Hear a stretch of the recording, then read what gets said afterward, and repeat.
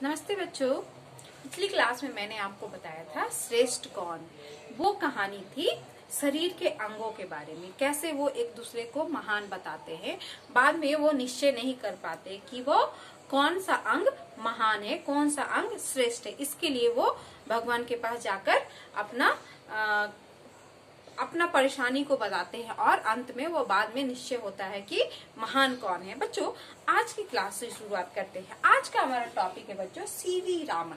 CV Raman बच्चों, भारतीय वैज्ञानिकों में सीवी रामन का नाम बड़े ही सम्मान से लिया जाता है। इनका पूरा नाम था चंद्रशेखर वेंकट रामन।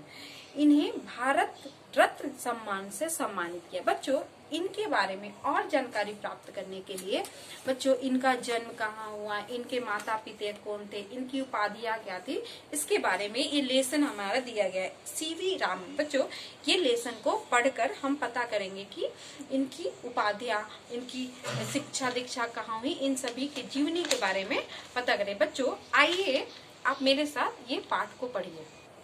सीवी रामन। श्री रामन का जन्म 7 नवंबर 1888 में तमिलनाडु के तिरुचिरापल्ली जिले में हुआ था। इनके पिता श्री चंद्रशेखर अय्यर एक कॉलेज में भौतिक व गणित के अध्यापक थे। उनकी माता संस्कृत की विदुषी थी। इस प्रकार विद्वान माता पिता के संरक्षण में रामन का वैदिक विकास हुआ। अपनी प्रखर बुद्धि और प्रतिभा के कारण ही उन्होंने 12 वर्ष की आयु से पहले ही मैट्रिक की परीक्षा पास कर ली थी।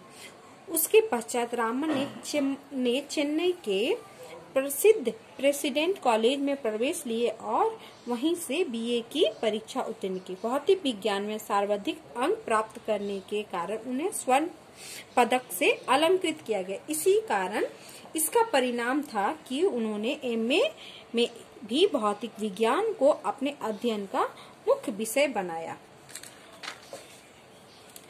रामन की प्रारंभ से ही ध्वनि विषय में विशेष रुचि थी। एमए करते हुए उन्होंने ध्वनि तथा प्रकाश के फैलाव पर प्रयोग करना आरंभ किया। उन्होंने अपने प्रयोग से सिद्ध किया कि जब प्रकाश विविध प्रकार के पारदर्शी और अपारदर्शी वस्तुओं से गुजरता है तो उसकी तरंगों पर भिन्न भिन्न प्रकार का प्रभाव पड़ता है।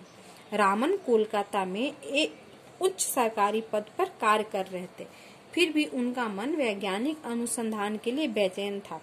वे भारतीय विज्ञान विकास एसोसिएशन में अपनी खाली समय में विज्ञान संबंधी अनुसंधान और शोध कार्य करने लगे। वहां उनके द्वारा लिखे गए अनेक शोध पत्र प्रकाशित होने लगे।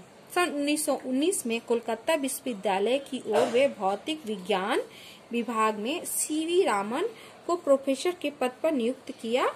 यद्यपि उन्हें इस पद पर सरकारी नौकरी से कम ही वेतन मिलता था, परंतु यह कार्य उनकी रुचि का था, इसलिए उन्होंने प्रोफेसर का पद सहर्ष स्वीकार कर लिया। इसी विश्वविद्यालय में रहकर प्रकाश और ध्वनि विज्ञान में मौलिक अनुसंधान कार्य किए। उनकी सबसे बड़ी खोज थी रामन प्रभाव, जो उन्हीं के नाम से जानी जाती है। इसी खोज के कारण 1930 में उन्हें नोबेल पुरस्कार से अलंकृत किया गया। रामन भारत के पहले वैज्ञानिक थे जिन्होंने भारत में ही पढ़ाई करने के बाद शोध कार्य किया और नोबेल पुरस्कार पाया।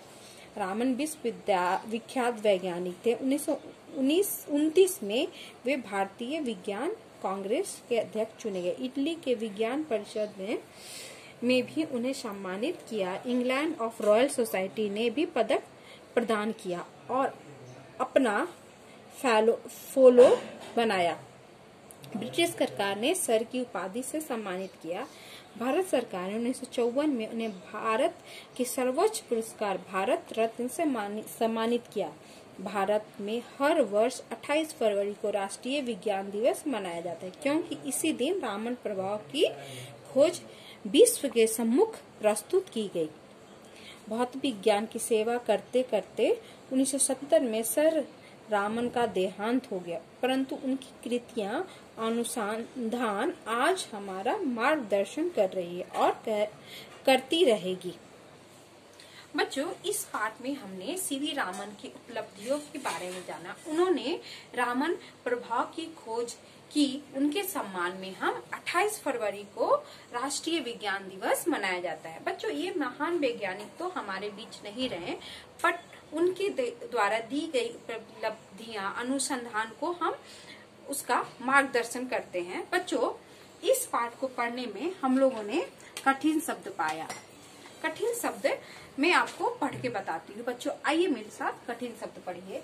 कठिन शब्द है हमारा तमिलनाडु, तिरुचिरापल्ली, भौतिक विज्ञान, अनुसंधान, शोध कार्य, अध्यापक, संस्कृत, उत्तीर्ण, स्वर्ण और अलंकृत। आगे है बच्चों, पारदर्शी, अपारदर्शी, वैदिक, ध्वनि, मैट्रिक, पश्चात, रुचि, अनुसंधान, खोज और चंद्रशेखर। बच्चों, इस कहानी को आप अच्छे से पढ़िए। इसमें सीवी रामन के जीवनी के बारे में हमें जानकारी मिलेगी और ये कठिन शब्द बच्चों आप अभ्यास करिए।